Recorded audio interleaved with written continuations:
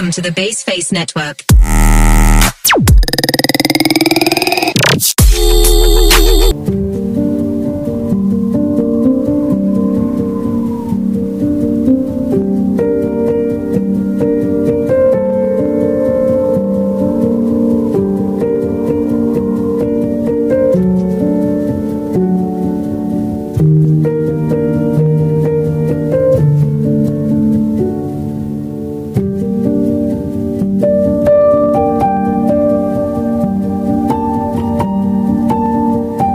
Assalamualaikum warahmatullahi wabarakatuh. Perkenalkan, nama saya Risma Azara dari kelas 4A Ilmu Pemerintahan Universitas Sultan Ageng Tirtayasa. Di sini saya akan menyelesaikan tugas video UTS perbandingan politik pemerintahan Jepang dengan Rusia yang dimana diampu oleh Ibu Dr. Eli Nurlia.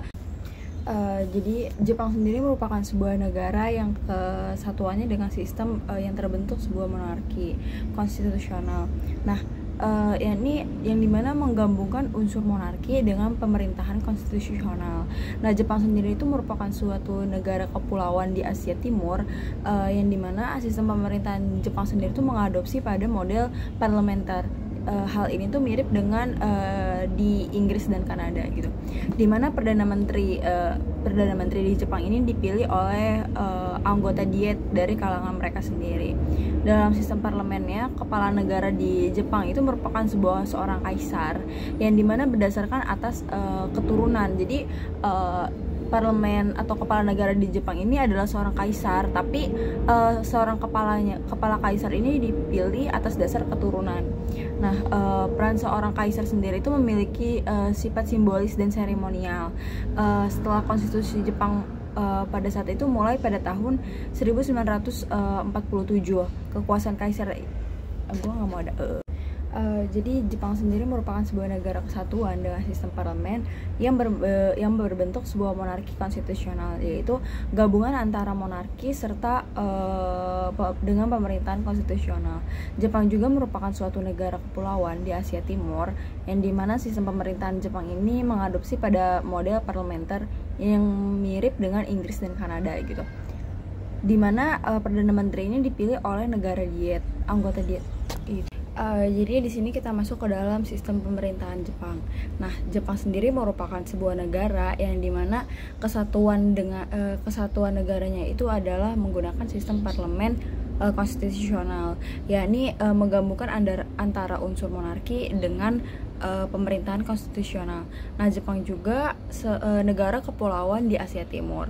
Sistem pemerintahan Jepang mengadopsi model parlementer seperti mirip negara Inggris dan Kanada gitu, dimana perdana menteri dipilih oleh anggota diet dari kalangan mereka sendiri gitu. Dengan sistem parlementer, kepala negara di Jepang ini merupakan seorang kaisar, sebutan itu kaisar, yang dimana dipilih berdasarkan keturunan sendiri gitu. Peran seorang kaisar ini bersifat simbolis dan seremonial. Nah, setelah konstitusi Jepang mulai berlaku pada tahun 1947, kekuasaan kaisar ini telah dibatasi secara tegas oleh hukum dan prinsip-prinsip konstitusi gitu. Kaisar tidak lagi memiliki sebuah kewenangan untuk campur tangan dalam urusan politik di Jepang. Sebagai gantinya, peran kaisar di Jepang ini lebih difokuskan kepada tugas-tugas seremonial yang dimana meliputi memberikan pidato pada acara-acara penting serta menghadiri berbagai upacara kenegaraan yang menjadi simbol dari kesatuan dan identitas bangsa Jepang. Nah, dengan demikian juga fungsi kaisar ini lebih berorientasi pada memperkuat dan merayakan sebuah warisan budaya dan tradisi negara. Sementara keputusan politik dan administrasi lainnya itu diatur oleh Perdana Menteri. Jadi ketika kaisar ini diganti fokus untuk tugasnya, nah peran kaisar ini digantikan oleh sebuah Perdana Menteri di Jepang gitu. Sedangkan Perdana Menteri di Jepang ini membentuk serta memimpin kabinet menteri negara yang dimana bertanggung jawab atas pelaksanaan kekuasaan eksekutif gitu, dengan kewajiban mempertanggungjawabkan kepada diet gitu. Selanjutnya kita masuk ke dalam sistem pemerintahan dan pemilu di Jepang. Jepang ini memiliki 3 bentuk pemilihan, yaitu pemilihan untuk Dewan Perwakilan Rakyat setiap 4 tahun sekali, Dewan Penasihat setiap 3 tahun sekali, dan pemilihan lokal yang diadakan oleh prefektur atau provinsi dan munisipalitas desa ataupun kota gitu, setiap 4 tahun sekali. Nah, pemilihan yang diselenggarakan ini diawasi oleh Komisi Administrasi Pemilihan yang dimana di bawah naungan Kementerian Urusan Dalam Negeri dan Komunikasi ataupun MIC. Nah, bagi yang ingin mencalonkan ini terdapat 2 persyaratan usia yaitu 25 tahun untuk Dewan Perwakilan Rakyat dan jabatan lokal, dan 30 tahun untuk Dewan Penasihat. Setiap calon memiliki penasihat gitu. Setiap calon ini memiliki pemilihan nasional yang dimana diwajibkan membayar sebuah deposit sebesar 3 juta yen atau sekitar $27.000 gitu. Untuk konstituensi 1 kursi dan 6 juta yen sekitar $54.000. Nah, untuk perwakilan proporsional untuk pemilihan terdapat syarat usia yang dimana pada bulan Juni 2016 usia minimum pemilihan dalam sistem pemilihan non wajib di Jepang ini dikurangi 20 menjadi 18 tahun. Jadi usia pemilihan pada di Jepang ini diubah menjadi 18 tahun gitu. Persyaratan ini melibatkan tinggal di lokasi tersebut selama 3 tahun sebelum diizinkan memberikan suara. Ketiga, bentuk pemilihan tersebut selanjutnya ada bentuk pemilihan yang dimana pemilihan nasional gitu. Yang pertama itu ada pemilihan nasional yang dimana Badan Legislatif Nasional ini Jepang pasca perang yang dimana dikenal sebagai Diet Nasional ataupun Kokai, terdiri dari 2 kamar yang dipilih secara langsung dalam siklus pemilihan independen gitu. Dewan Perwakilan Rakyat ini atau Songiin gitu memiliki 465 anggota dari yang dipilih untuk masa jabatan 4 tahun gitu. Terdiri 289 anggota dari konstitusi tunggal dan 176 anggota yang dipilih secara proporsional dalam 11 daerah pemilihan ataupun blok regional gitu. Pemilihan umum pada anggota Dewan Perwakilan ini atau Sungin-gin Songkekyu biasanya itu diadakan sebelum berakhirnya masa jabatan 4 tahun karena kabinet memiliki kewenangan untuk membubarkan majelis melalui kaisar gitu. Sebagian besar Perdana Menteri ini telah menggunakan opsi ini gitu, kecuali salah satunya pengecualian dalam sejarah pasca perang itu yaitu pemilihan Locke pada tahun 1976 di masa Partai Demokrat Liberal yang kehilangan sebuah mayoritas kursi untuk pertama kalinya. Selanjutnya itu ada yang namanya pemilihan Perdana Menteri yang dimana dilakukan pada tahun 1885 ataupun 1947 di Kekaisaran Jepang. Perdana Menteri ini tidak dipilih secara langsung, tetapi dipilih dan diangkat oleh kaisar. Pada kenyataannya Jenderal biasanya ini menunjuk seorang kandidat untuk diangkat gitu. Meskipun diet kekaisaran ataupun dan majelis rendahnya, Dewan Perwakilan Rakyat ini yang dibentuk pada tahun 1890 ini berdasarkan konstitusi kaisar gitu. Selanjutnya ada pemilihan prefektur dan lokal.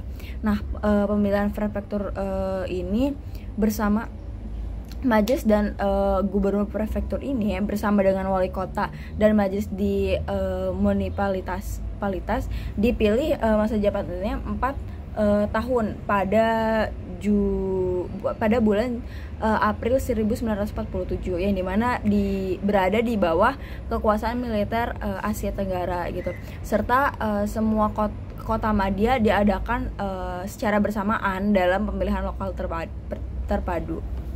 Nah, selanjutnya itu ada surat suara, mesin pemungutan suara, dan pemungutan suara awal yang dimana suara ini tidak dapat secara jelas diberikan kepada satu kandidat yang tidak dianggap tidak sah gitu. Sebaliknya suara tersebut itu diberikan proporsional kepada semua kandidat yang mungkin dimaksudkan itu sesuai dengan suara yang jelas yang diterima oleh masing-masing kandidat. Selanjutnya itu ada Partai Demokrat Jepang, yang dimana partai ini tuh didirikan pada tahun 1996 oleh sekelompok politikus dari berbagai latar belakang, termasuk dari Partai Demokrat Liberal sendiri itu dan Partai Sosialis Jepang. Nah, Partai Liberal ini dipimpin oleh Leihiro Ozawa gitu. Nah, DPJ atau Partai Demokrat Jepang ini mengambil alih kekuasaan dari Partai Demokrat Liberal yang telah lama menjadi sebuah partai dominan gitu. Nah, selanjutnya itu ada Partai Liberal Demokrat atau Jiminto gitu. Partai ini tuh hasil turunan dari Partai Liberal Jepang, yang dimana dikenal sebagai Partai Liberal Jepang itu, yang mana sekarang itu terkenal sebagai Jiminto gitu. Partai ini tuh didirikan pada tahun 1955 atau 22 Oktober 1955, yang dimana dianggap sebagai partai liberal konservatif gitu. Sebagai pewaris dari partai liberal yang sudah lama berdiri sejak tahun 1874, Partai Demokrat Liberal Jepang ini memiliki ideologi yang mencangkup liberalisme dan konservatif gitu. Selanjutnya ada Partai Demokrat Sosial atau Saminto. Saminto ini merupakan sebuah partai yang memiliki sejarah panjang dan pengaruh yang sangat signifikan pada politik Jepang, yang dimana didirikan pada tahun 1955. Partai ini tuh menjadi salah satu kekuasaan utama dalam politik Jepang selama beberapa dekade kemarin. Selanjutnya ada yang namanya Partai Demokrat Konstitusional Jepang atau Riken Michihuto. Nah, partai ini tuh ada satu partai utama di Jepang yang memiliki sejarah panjang dalam politik negara, yang dimana didirikan pada tahun 1996 dengan tujuan memperjuangkan demokrasi, hak asasi manusia, dan reformasi konstitusi Jepang.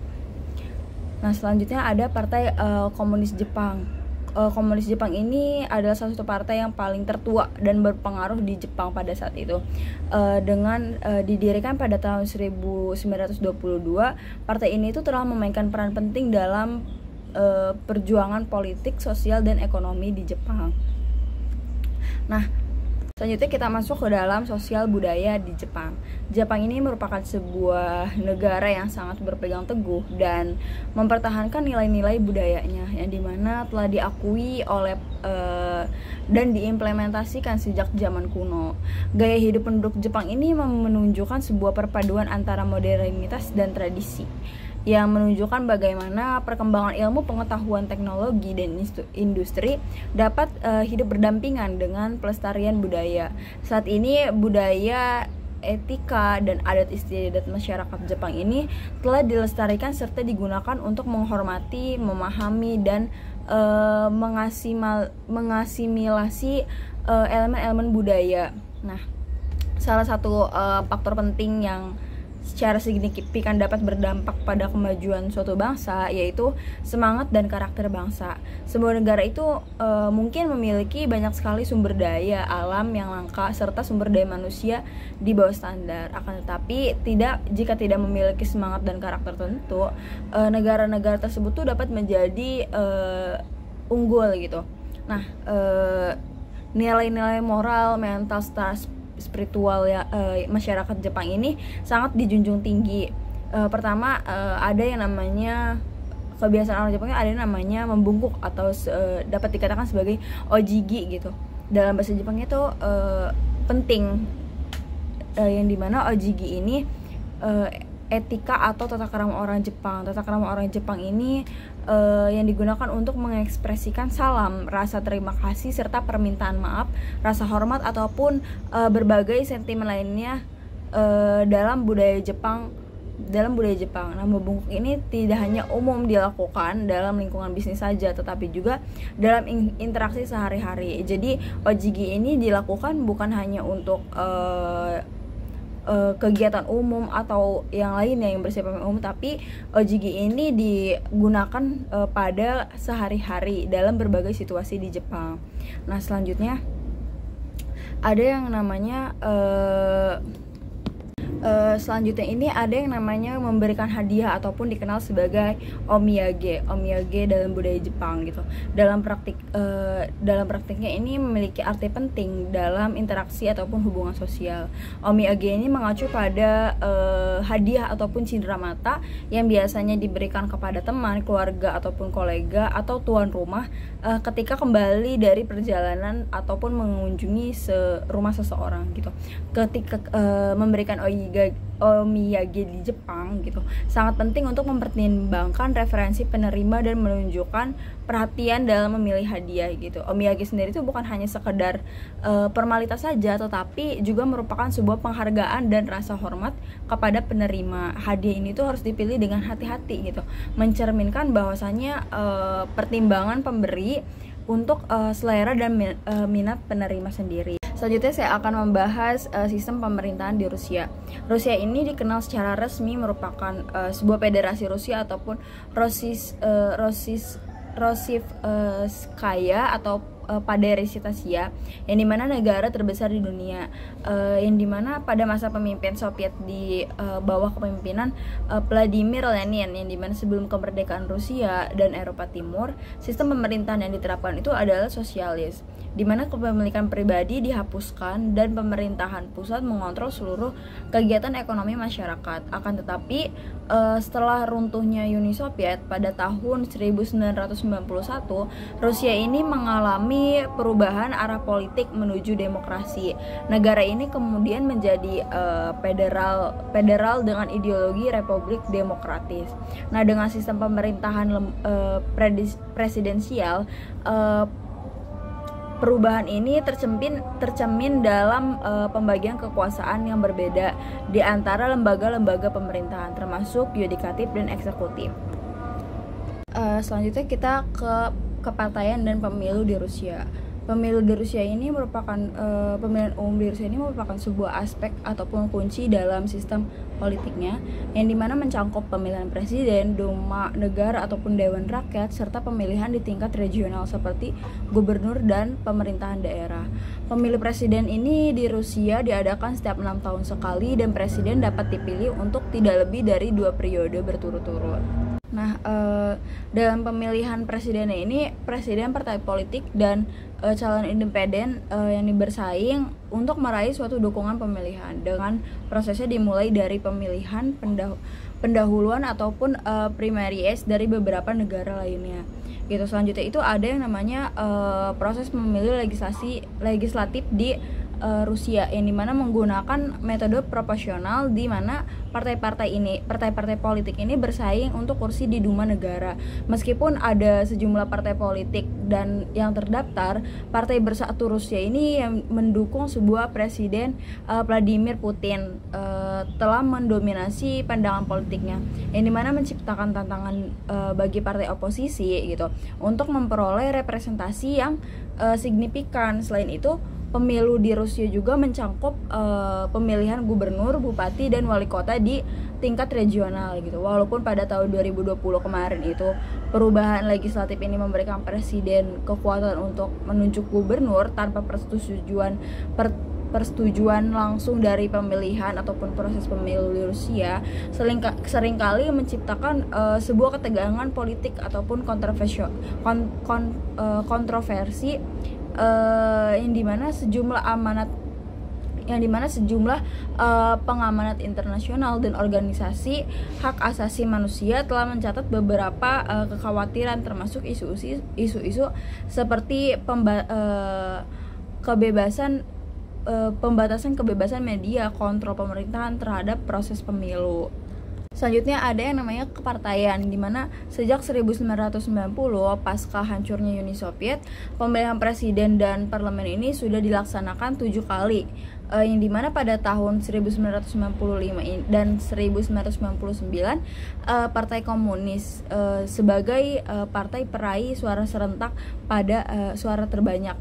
Pada tahun 1995 meraih 30% suara dan 1999 sebanyak 24% suara.